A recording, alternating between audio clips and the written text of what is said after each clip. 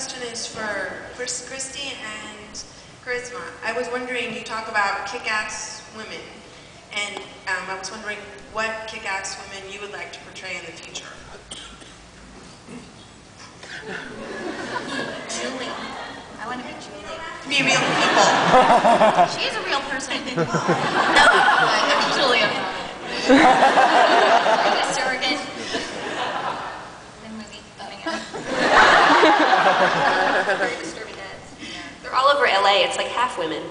It's a really annoying ad campaign. A lot of plastic. Whatever. I digress, Kristy. Was that to me? I'm sorry. I don't know. I don't know. I can't think of, I mean, do you have one? I want to be anything for Quentin Tarantino. That's pretty good. That's a good one. Kill Bill style. Yeah, that would be cool. Inglourious Basterds, you know, the lead, the French girl. I loved her character. I don't know. Except I can't speak French. Better get all mad. I like this, all the alien movies, Sigourney Weaver. Like, I could do that. That's all I'm coming up with. I used to say Wonder Woman, but is that ever going to happen?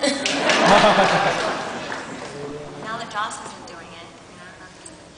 I used to campaign Jules for that role with Jules Silver because I was on Veronica Mars at the time, and Joss, I found out, was taking, you know, hold of it. And I kept bumping into Joss at the Grove, and it was weird. I was like, it's a mall in LA, and I just, you know, so what's happening with Wonder Woman? What's happening with Wonder Woman? You know, he's like, oh yeah, you know. I guess it's, you know, it's just difficult. There was a lot of creative conflict, and it never happened. And then all my dreams were dashed. I was approached to do, yeah, from what I understand, he wants to do like more of a, he did at the time, wanted to do more of a Wonder Girl, and I would have been more like Wonder Grandma. So I wasn't down for in that. Your granny panties. Doing the Cameron Diaz. Like with a whole bunch of cellulite. I was approached to do the Bionic Woman at one time. That would have been cool. Yeah. But The TV? yeah. Sure. Yeah. A long time ago. Yeah, she was kind of kick-ass. She had good hearing. She went on to represent Ford. Yeah. Do a bunch of Ford commercials. First of all, thank you all very, very much for being at DragonCon. No, it's not. I'm just thanking the panel for being here. You're welcome. You're welcome. Thank you for being here. My favorite part. I love it. My question's for Kristy.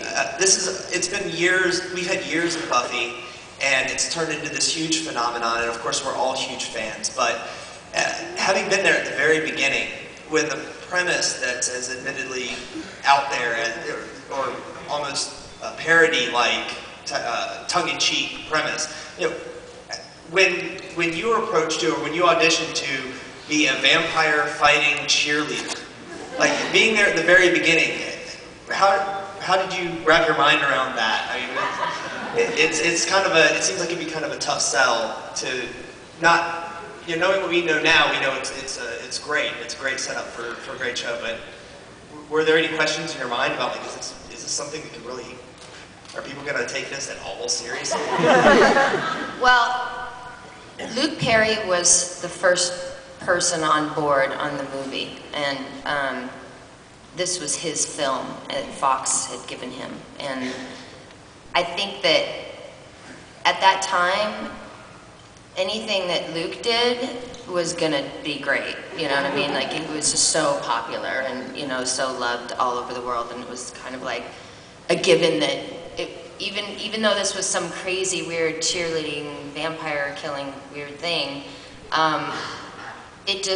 the script was so funny. I mean, it was just hilarious, and it made sense, even though it didn't, and it just was really cool. And then And then Donald Sutherland was on board, and it just sort of like evolved and just became this like really great thing. And I didn't really question it. I thought Buffy, I identified with her like right off the bat. I was like, oh God, I could play this part, you know, so easily and have so much fun with it. And she, you know, she's just hilarious to me. So. Hi, this question is for Kristy. So